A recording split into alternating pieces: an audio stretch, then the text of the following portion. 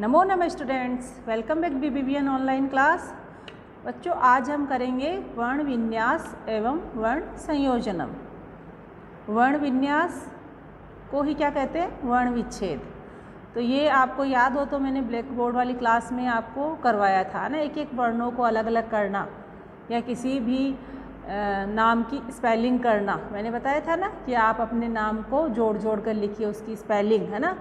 तो उसको ऐसे भी बोल सकते हैं कि जैसे आपको बताया था, है ना, कि आपका नाम अगर रमन है तो र हलंत प्लस म प्लस ए, है ना। तो स्पेलिंग या वर्ण विन्यास यानी जो सार्थक जो चीज़ें होती हैं, सार्थक जो वर्ण होते हैं उनको हम अलग अलग कर देते हैं ना। कोई सार्थक शब्द होता है ना, तो उसके जो वर्ण होते हैं उनको हम अलग अलग कर देते हैं।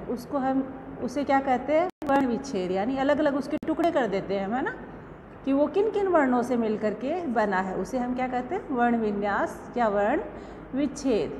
और वर्ण संयोजन क्या होता है? उनको वापस से जोड़ देना।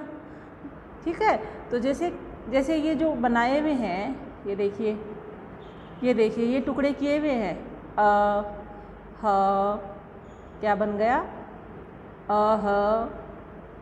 फिर है किससे मिलकर बना है में क्या है? स्वर भी है, तो अ प्लस म, अहम। तो ये अलग अलग किए हुए हैं, इनको एक जगह ऐसे बना के लिख देना क्या होता है? वर्ण संयोजन, यानी उनका एक साथ संयोजित कर देना, एक साथ वापस ऐड कर देना, जोड़ देना, उसको तो संयोजन बोलते हैं। और इस शब्द को, इस जो शब्द है इसको जो ये अलग अलग वर्णों में कर दिया, ऐसे कर दिया, इनको क्या बोलेंगे? वर्ण विच्छेद या वर्ण विन्यास। ठीक है, तो ये मैंने बता भी दिया था, दोबारा आपको ये करवा रही हूँ। अनलह, अहम का बता दिया। जैसे अहम स्वर है तो वर्ण विच्छेद करेंगे तो ए में कोई हलंत नहीं आएगा, क्योंकि ए स्वर है में किसकी ध्वनि आ रही है? ए की, तो है हलंत करेंगे, फिर प्लस में अ, फिर प्लस म देखिए हलंत है, इसमें लिखा हुआ ही हलंत है पहले से ही। यहाँ पे क्या लिखा हुआ है? हलंत म लिखा हुआ है, तो ये आधा है। ठीक है, तो अहम। फिर है अनलह, क्या है? अनलह है, तो ए स्वर है तो ऐसे कैसे आ जाएगा? न में किसकी ध्वनि आ रही है? ए की, तो न हलंत। न किससे मिलकर बना है? न में आवाज़ किसकी आ रही है? ध्वनि ए की, ए स्वर की, तो न हलंत प्लस ए न लह, तो ल में किसकी ध्वनि आ रही है? ए की, और ए के क्या लगा हुआ है? विसर्ग अह। अनलह क्या बना? अनलह। अनलह क्या होती है? आग होती है। अनिलह हवा। ठीक है, फिर है अनिलह शब्द, ए का ए, न में किसकी मात्रा है? छोटे ई की या बड़े ई की? छोटे ई की, तो छोटा ई, है ना। यहाँ ये देखिए, यहाँ इसमें हलंत लगा दिया है इसने, ये गलत है ना। इसमें हलंत नहीं आता है क्योंकि ये स्वर है। तो पुस्तक में भी कभी कभी अशुद्ध वर्तनी आ जाती है, कुछ गलत छप करके आ जाता है ना। तो ये क्या है? ई क्या है? विसर्ग। ई क्या है? स्वर है, तो स्वर में क्या नहीं लगता है? हलंत नहीं लगता है, क्योंकि स्वर तो अपने आप में पूरा है, उसे किसी की सहायता से हम नहीं बोल सकते। तो आप ये जो नीचे हलंत जो लगा हुआ है ई के, या आप हटा करके फिर करेंगे अगर कोई ऐसा वर्ड आपको दिया जाए। ठीक है ना। फिर लह, तो ल और अह। फिर है आम्रम, आ ऐसा का ऐसा आ जाएगा। फिर म के नीचे क्या है? र। म के नीचे, यहाँ पे देखो म के नीचे र है ना, तो ये म हलंत म, फिर र, है ना।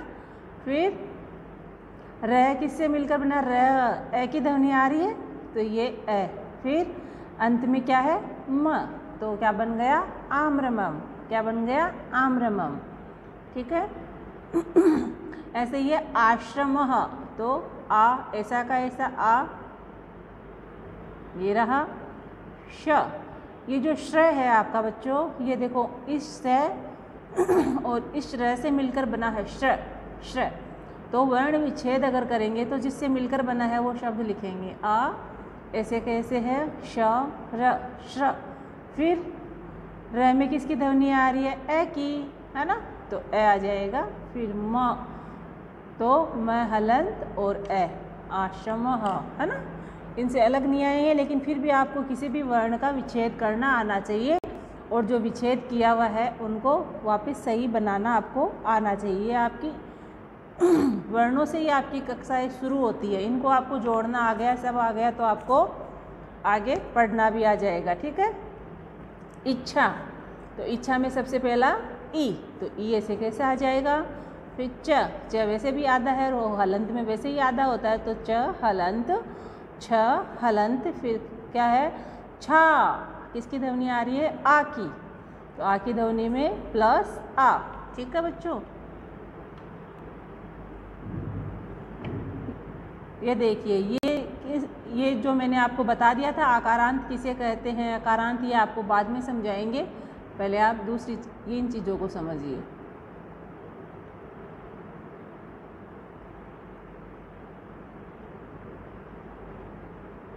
ईशान है ना, और विसर्ग लग गया तो ईशानः, तो ई बड़ा ई दिख रहा है ऐसे कैसा लिख दिया, प्लस श, तो ई शा, किसकी ध्वनि आ रही है श में आ की, तो श हलंत आ जाएगा, आ प्लस आ, फिर न में ए की ध्वनि आ रही है तो न हलंत आ जाएगा, और स्वर वैसे का वैसे आ जाएगा और विसर्ग लगा देंगे स्वर के। ईशानः ऊपरी है ना, तो ऊपरी ऊ प्लस प में किसकी ध्वनि आ रही है प, ए की आ रही है प्लस अ, री र प्लस ई, जो भी व्यंजन शब्द है उनके विसर्ग हलंत लगाएंगे और स्वर है वो ऐसे कैसे लिखेंगे, और अंत में जिस स्वर के ध्वनि के साथ में विसर्ग लगा हुआ है तो उस स्वर के विसर्ग लगा देंगे। ठीक है। उष्ट्रः, उष्ट्रः क्या होता है ऊंट। ठीक है।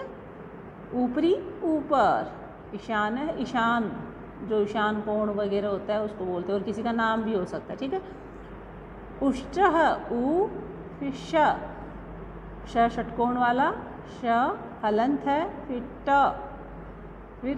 ट के नीचे रह, तो तीनों चीज़ों की अभी तक ए की ध्वनि नहीं आई है, उश है ना, ऐसे नहीं आई है, तो हलंत श हलंट हलंत र, फिर र में ध्वनि आ रही है, र पूरा बोला जा रहा है ना, नीचे वाला जो र है वह पूरा है बोला जा रहा है, तो उस र में क्या जुड़ा हुआ है ए जुड़ा हुआ है, र तो प्लस ए और विसर्ग। उत्तरम, उत्तरम ये देखिए यहाँ भी गलत आ गई है आपकी, उत्तरम तो यहाँ पे क्या आएगा ऊ, यहाँ क्या लिखा हुआ है ए, तो आपको इसको काट के क्या करना है, यहाँ पे ऊ, क्या करना है ऊ, फिर हलंत प्लस हलंत, फिर अ, फिर र, यहाँ पे आएगा हलंत।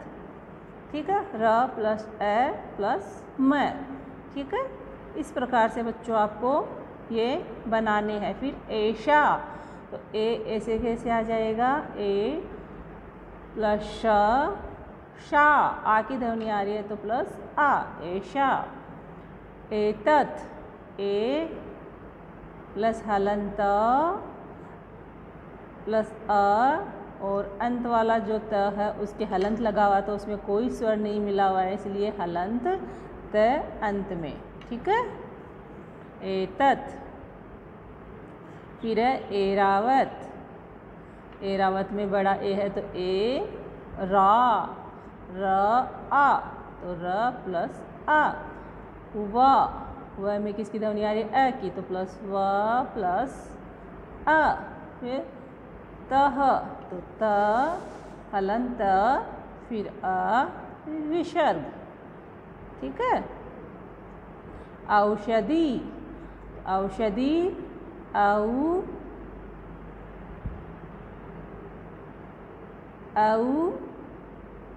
श किसकी ध्वनि आ रही है ए की, तो अ, ध में किसकी मात्रा है? छोटे ई की, धी, ध प्लस ई, और अंत में विसर्ग है तो विसर्ग, औषधि, औषधि ऐसे बोलना भी सीखेंगे। अंगुष्ठः, औषधि क्या होती है? दवाई, औषधियाँ।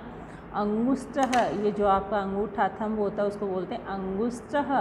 तो अंग है ना, तो ए प्लस ग, ऊपर की जो बिंदी है ना उसको आप ऐसा कैसा भी लिख सकते हो, अंग भी, ठीक है, लेकिन जो शब्दों से मिलकर बना होता है उनका ज़रूरी होता है। तो अंग, अ प्लस ग, फिर गु, गुष्ठः लिखा हुआ है ना, तो ग प्लस छोटा ऊ, क्योंकि छोटे ऊ की मात्रा लगी हुई है, फिर श हलंत, थ, फिर अह, अंगुष्ठः। बोलोगे ना तो जोर ही नहीं आएगा। देखो इन विच्छेद किए हुए को बोलो, अ प्लस ग, अंग, फिर गु, ग उ गु, श थ, षट, और अह, अंगुष्ठः।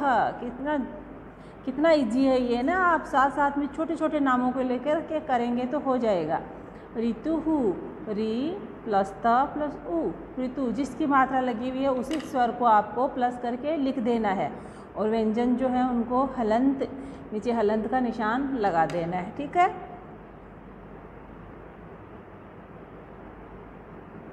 ठीक है, ये ऐसे हैं और इनको आप कर सकते हैं, लेकिन अगर नहीं करे तो कोई बात नहीं है। मैंने आपको कहाँ तक समझा दिए? ऋतु तक समझा दिए मैंने आपको, आप ऋतु तक कीजिए, ठीक है। यहाँ तक आप समझिए अच्छे से, ठीक है। कोई सा भी शब्द अगर आपको दिया जाता है तो आपको वो करना है, इतने आप कीजिए पहले। नेक्स्ट हम फिर कभी सीखेंगे। वो तो कितने ही वर्ण ले लो, ज़रूरी नहीं है मैं सारे आपको करवाऊँ। आपको एक को सीख लिया तो सारे कर सकते हो आप, बस उसमें कौन से स्वर की ध्वनि आ रही है वो स्वर करना है प्लस में, और जो व्यंजन है उसको हलंत करके लिखना है, इतना ही है, और कोई ज़्यादा इसमें नहीं है, ठीक है। ओके, इससे मैं संबंधित क्वेश्चन आंसर आपको दूंगी, टेस्ट में भी दूंगी, है ना, एग्ज़ाम में भी दूंगी, तो आपको ये आने चाहिए, ठीक है। ये आप देख लीजिए, ये आप इनको पढ़िए और कीजिए, ठीक है। ऋतु 16 तक मैंने करा दिए हैं, 17 से लेके 29 तक ये और आप देख लेना, ठीक है। और अपनी जितने मैंने करा दिए यहाँ तक 16 तक, ये फिर नोटबुक में आपको करने हैं और रफ में इनका अभ्यास करना है, प्रैक्टिस करनी है, ठीक है ना। और भी घर में किसी के नाम ले लीजिए, उन नामों से करिए, अपने नाम को लिखना सीखिए, ठीक है बच्चों। Okay, bye, thank you.